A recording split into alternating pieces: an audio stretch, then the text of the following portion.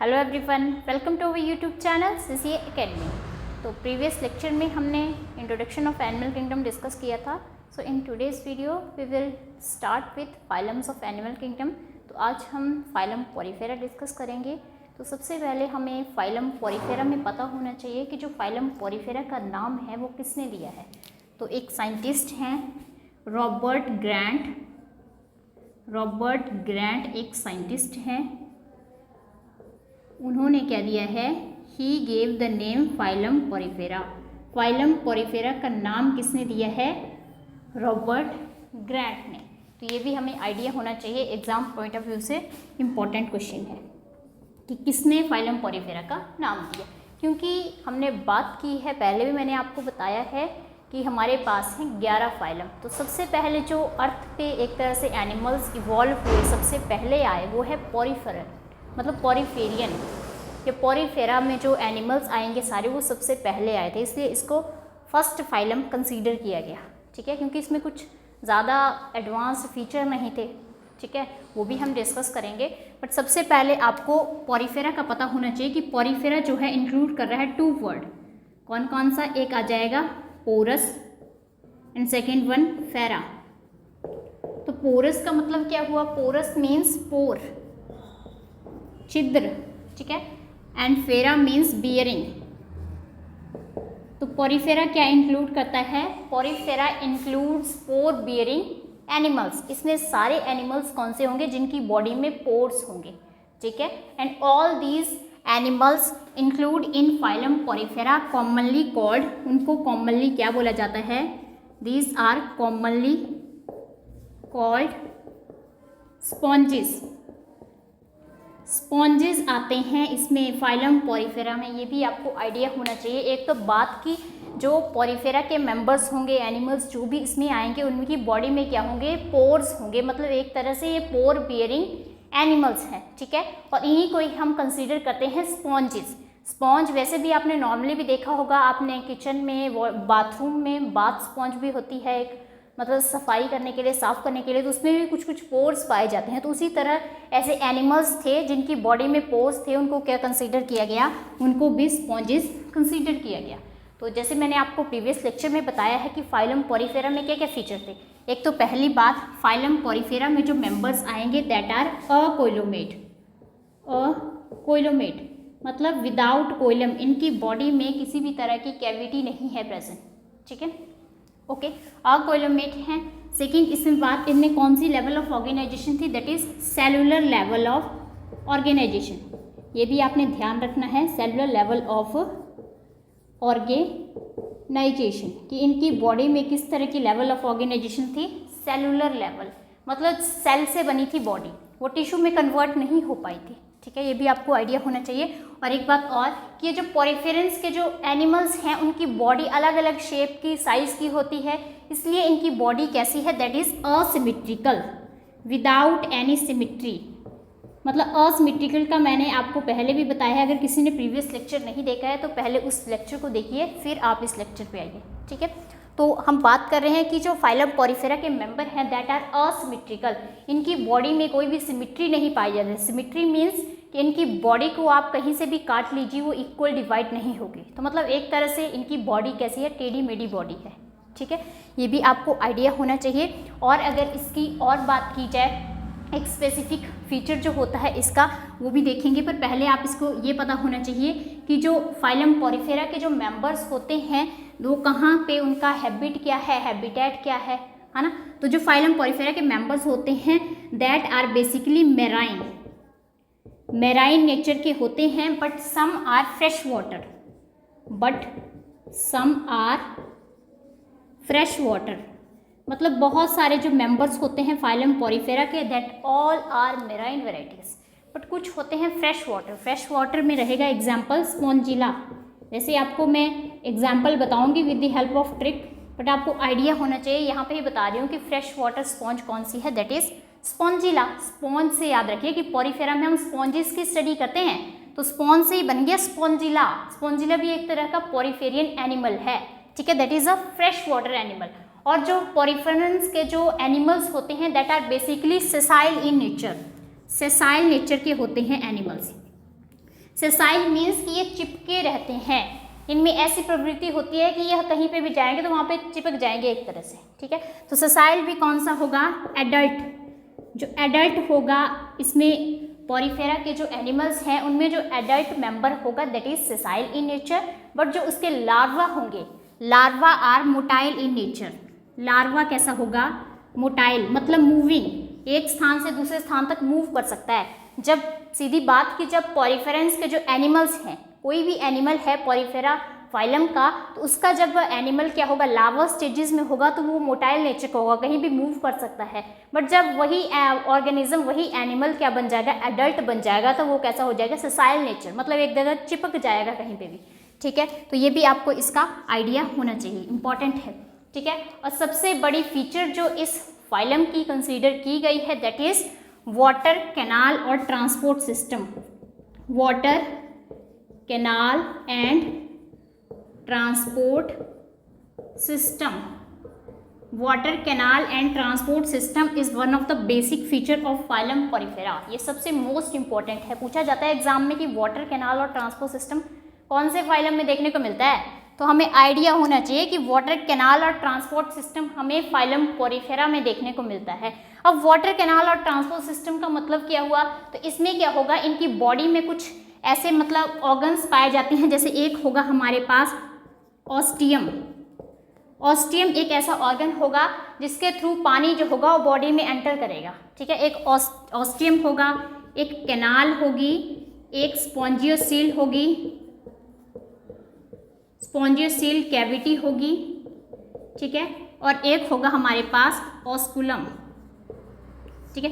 तो ध्यान रखना है वाटर कैनाल और ट्रांसपोर्ट सिस्टम में ये ऑर्गन्स इन्वॉल्व होंगे, ठीक है। तो सबसे पहले इसमें बात ये है कि ऑस्टियम के थ्रू पानी जो होगा वो बॉडी में एंटर करेगा, किसकी, पॉरीफेरेंस की बॉडी में पानी कहाँ से एंटर करेगा, ऑस्टियम के थ्रू, फिर ये कैनाल में जाएगा, फिर स्पॉन्जियोसील कैविटी के थ्रू जाएगा, है ना, फिर बाद में जो वेस्ट मटेरियल होगा वह ऑस्कुलम के थ्रू आउटसाइड द बॉडी, मतलब बाहर, बॉडी से बाहर रिमूव हो जाएगा वेस्ट मटेरियल।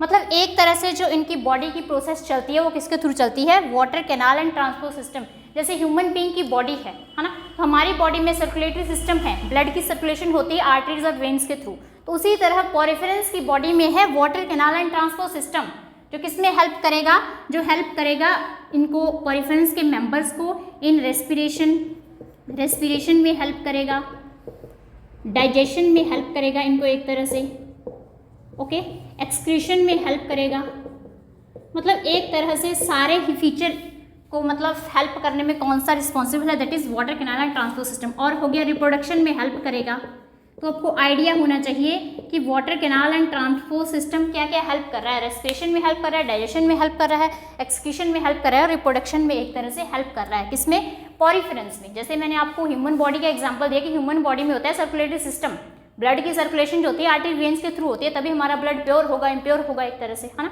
वो भी हमें आइडिया है। तो उसी तरह पॉरीफेरेंस की बॉडी में होता है water canal and transport system, जो क्या करेगा, जो पानी होगा वो पानी बॉडी के अंदर जाएगा और वो पानी ही एक्ट करता है एज ए न्यूट्रिएंट एजेंट, मतलब न्यूट्रिटिव एजेंट एक्ट करता है पानी, क्योंकि पानी के थ्रू ही जो होगा वह इन पॉरीफेरेंस की बॉडी में या स्पॉन्जेस की बॉडी में क्या जाएगा, फूड जाएगा, और पानी ही एक्ट कर रहा है एज अ न्यूट्रिटिव एजेंट, ठीक है। फिर बाद में जब वो वेस्ट मटेरियल की फॉर्म में होगा तो वेस्ट मटेरियल कहाँ से निकलेगा, ऑस्कुलम के थ्रू निकल जाएगा आउटसाइड द बॉडी। अब पहली बात की, जो स्पॉन्जियोसील कैविटी होती है इसके पास कुछ सेल्स भी देखने को मिलते हैं, तो वो भी नोट करेंगे कि स्पॉन्जियोसील कैविटी कंटेन कोनोसाइट्स, मतलब कुछ ऐसे सेल्स होते हैं जिनको बोला जाता है कोनोसाइट्स। अब ये जो कोनोसाइट्स होते हैं ये भी बहुत रिस्पॉन्सिबल हैं, ठीक है। कोनोसाइट सेल कहाँ पे प्रेजेंट होते हैं, स्पॉन्जियोसील कैविटी के पास। अब ये क्या करते हैं, इन कोनोसाइट सेल के पास होते हैं फ्लैजिला, जो फ्लैजिला क्या होंगे, वो वाटर को एक तरह से मतलब सर्कुलेट करने में हेल्प करेंगे। फ्लैजिला क्या करेंगे, मूव करने में हेल्प करेंगे, ट्रांसपोर्ट करने में हेल्प करेंगे, एक तरह से पानी को एक स्थान से दूसरे स्थान पे ले जाने में कौन हेल्प करेंगे, कोनोसाइट्स। कुछ सेल्स हैं किसके पास प्रेजेंट, स्पॉन्जियोसील कैविटी के पास, ठीक है। तो ध्यान रखना है, अगर हमारे पास इसमें पॉरीफेरेंस में कोनोसाइट सेल्स ही नहीं होते तो पानी कैसे ट्रांसपोर्ट हो पाता उसमें बॉडी के इनसाइड, है ना। तभी तो वो पानी ट्रांसपोर्ट हो रहा है, आगे पीछे मूव कर रहा है, उसकी वजह से वेस्ट मटेरियल की फॉर्म में वो ऑस्कुलम के थ्रू आउटसाइड द बॉडी निकल जा रहा है ना। तो ये हमें आइडिया होना चाहिए कि कोनोसाइट सेल्स प्रेजेंट होते हैं स्पॉन्जियोसिल कैविटी के पास। मोस्ट इंपॉर्टेंट क्वेश्चन है ये, ठीक है। तो ध्यान रखना है, पूछा जाता है एग्जाम में कि कौन से सेल्स प्रेजेंट होते हैं स्पॉन्जियोसिल कैविटी के पास, तो कोनोसाइट सेल्स प्रेजेंट होते हैं। और एक क्वेश्चन और अराइज होता है एग्जाम में कि जो स्पॉन्ज है वो क्या है, क्या एक ट्री है, इंसेक्ट है, फंगस है या एनिमल है। तो आपको आइडिया होना चाहिए कि जो हमारे पास स्पॉन्ज है दैट इज एनिमल, क्योंकि स्पॉन्ज को देख के ऐसी फीलिंग आती है कि जैसे ये कोई फंगस है, but this is not fungus, this is animal. ये क्या है, एक तरह का एनिमल है। और एक बात और कि जैसे हमारी जो ह्यूमन बॉडी होती है, ह्यूमन बॉडी में क्या प्रेजेंट होता है, ह्यूमन बॉडी में जो स्केलेटन प्रेजेंट होता है। स्केलेटन किसमें, जैसे बोन्स होती हैं, कार्टिलेज होती हैं, है ना, वैसे स्केलेटन प्रेजेंट होता है। वैसे ही ये जो क्या बोलते हैं पॉरीफेरेंस हैं, इनकी बॉडी में कुछ और फीचर्स प्रेजेंट होते हैं, इनकी बॉडी में प्रेजेंट होते हैं स्पिक्यूल्स एंड स्पॉन्जिन फाइबर्स। तो ये जो हमारे पॉरीफेरेंस हैं, इनकी जो बॉडी है, इनमें क्या प्रेजेंट होते हैं, spicules plus spongin fibres. Spicules and spongin fibers are present in the body of poriferans। जैसे हमने ह्यूमन बीइंग का एग्जांपल दिया कि हमारी बॉडी किसकी बनी है, बोन्स और कार्टिलेज की बनी है, तो इस तरह इनकी बॉडी किसकी बनी है, स्पिक्यूल्स और स्पॉन्जिन फाइबर्स की। तो ये भी आइडिया होना चाहिए। और डाइजेशन कैसा है इनके पास, इंट्रासेलुलर। तो पॉरीफेरा के पास जो डाइजेशन होगा that is intracellular. Intracellular means food vacuoles के थ्रू होगा डाइजेशन एक तरह से, ठीक है। और जो यहाँ पे ये कैसे ऑर्गेनिज्म है, दैट आर हर्मैफ्रोडाइट। हर्मैफ्रोडाइट या इनको बोलते हैं बाइसेक्सुअल, या इन्हीं को ही बोलते हैं मोनोसियस। तो ये जो हमारे पास फाइलम पॉरीफेरा के मेंबर हैं दैट आर बाइसेक्सुअल, मोनोसियस, हर्मैफ्रोडाइट। तो आपको ये भी आइडिया होना चाहिए कि बाइसेक्सुअल ऑर्गेनिज्म क्या होते हैं। ये तीनों टर्म्स एक ही हैं, हर्मैफ्रोडाइट भी वही है, बाइसेक्सुअल भी वही है, मोनोसियस भी वही है। तो बोलने का मतलब ये है कि जो एक ऑर्गेनिज्म है वही मेल है वही फीमेल है, there is no differentiation between male and female, ठीक है। जैसे human being is not a bisexual animal, human being is unisexual, क्योंकि मेल अलग है फीमेल अलग है। बट ये जो पॉरीफेरेंस हैं that are not unisexual, that are bisexual. Male और फीमेल में कोई डिफरेंशिएशन नहीं है, एक ही ऑर्गेनिज्म में मेल होगा, एक ही फीमेल, ठीक है। ये आपने इसमें ध्यान रखना है। और इसमें एक और बात कि जो फर्टिलाइजेशन होती है that is internal. Fertilization is internal, body के अंदर ही फ्यूजन होगा, नॉट आउटसाइड द बॉडी, ठीक है। गैमेट्स का फ्यूजन कहाँ पे होगा, इंटरनली होगा, not outside the body, okay. ये आपने इसमें ध्यान रखना है, ओके। तो इसके बाद हम बात करेंगे इसके एग्जाम्पल्स की। तो एग्जाम्पल्स को देखेंगे हम ट्रिक की हेल्प से।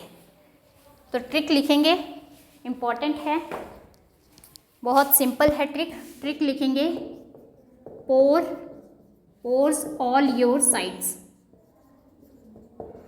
तो ट्रिक भी आपको याद रखने में दिक्कत नहीं आने वाली है, क्योंकि हमने पढ़ा है फाइलम पॉरीफेरा जिसमें पोर होते हैं जिनकी बॉडी में, तो मतलब पोर ऑल योर साइड्स, है ना। तो पोर से हो जाएगा हमारे पास पॉरीफेरा जो हम फाइलम पढ़ रहे हैं, ऑल से हो जाएगा स्पॉन्जिला, जिसको हमने क्या बोला, जिसको हमने बोला फ्रेश वाटर स्पॉन्ज, ठीक है। उसके बाद योर से हो जाएगा हमारे पास यूस्पॉन्जिया, जिसको बोलेंगे bath sponge, bath sponge. Side से हो जाएगा हमारे पास साइकॉन, और साइकॉन को और भी बोला जाता है दैट इज साइफा। तो ये आपने इंपॉर्टेंट इसके एग्जाम्पल याद रखने हैं with the help of trick, कोई दिक्कत नहीं आने वाली है, 2-3 बार पढ़ोगे तो बहुत इजी लगेंगे। Porifera, Spongilla, Euspongia and साइकॉन। तो ये था ऑल अबाउट फाइलम पॉरीफेरा। तो नेक्स्ट पार्ट में हम नेक्स्ट फाइलम डिस्कस करेंगे। तो आई होप आपको आज का ये लेक्चर यूज़फुल लगा होगा। So thanks for watching the video.